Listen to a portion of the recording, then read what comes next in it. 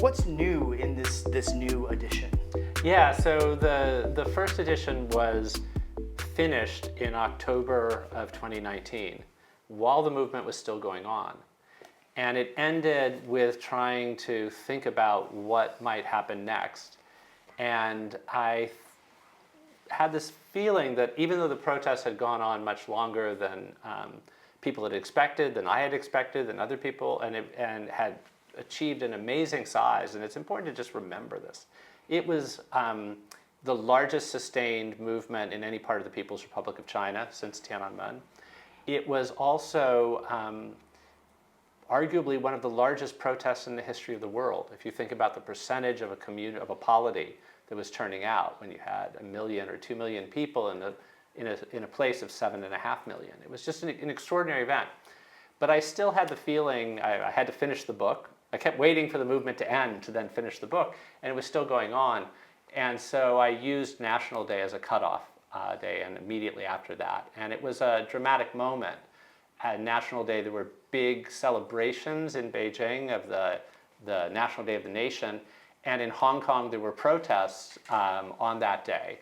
And it was the first day that the police used live ammunition. Until then, they had been using rubber bullets and a lot of tear gas.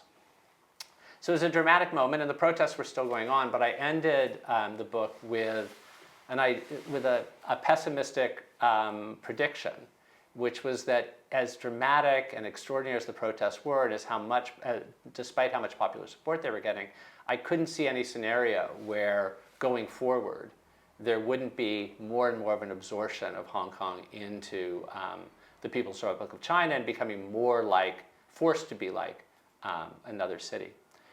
And so I ended on that pessimistic note, and I signed off on the proofs.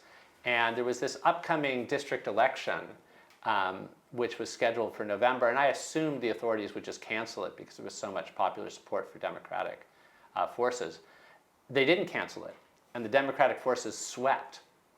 And then I immediately thought, oh no, I've just finished this book that says, you know, things are going to peter out, and yet it was going. So I thought I would have ended it too pessimistically. And then unfortunately, the pessimism was justified. And in 2020, partly under the cover of COVID, providing an excuse to ban all kinds of public gatherings, but also the distraction of the world because of COVID, Beijing imposed the national security law on the city. So the book came out, the first edition, in February of 2020. This dramatic change, not unexpected, but still dramatic, the national security law, which essentially did away with any degree of legal independence of Hong Kong. I immediately wanted to update the book. Columbia Global Reports, I said, so can I bring out a second edition? And they said, we're a small operation. We put out 5 books a year. We put 6 books a year. We put an enormous amount of attention into each book, and they were just wonderfully hands-on and helping and beautifully produced and edited. And they said all of our books are very topical. Everybody would want to do a second edition. So I kept trying to convince them to let me keep working on this topic that I felt wasn't really completely finished.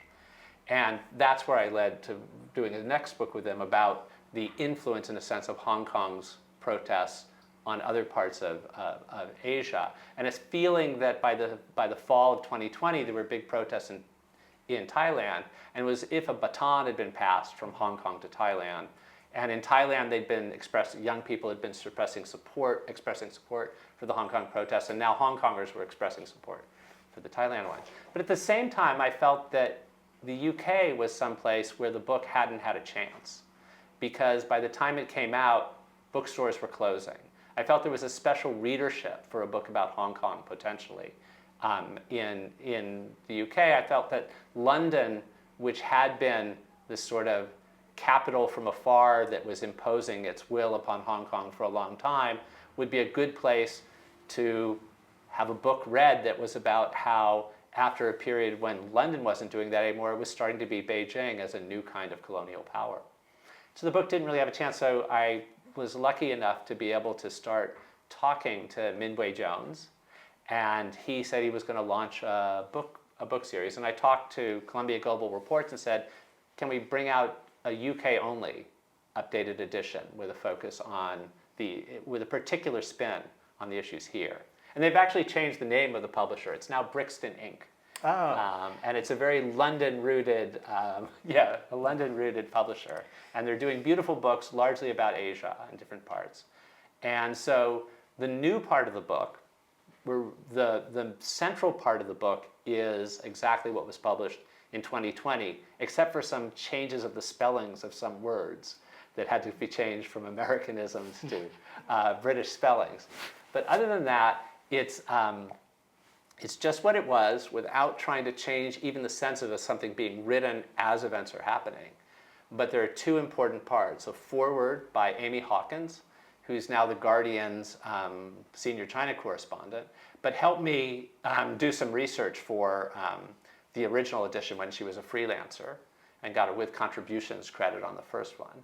So she wrote a foreword about what had happened since 2020 and what parts of the book held up or helped you think through what was going on there.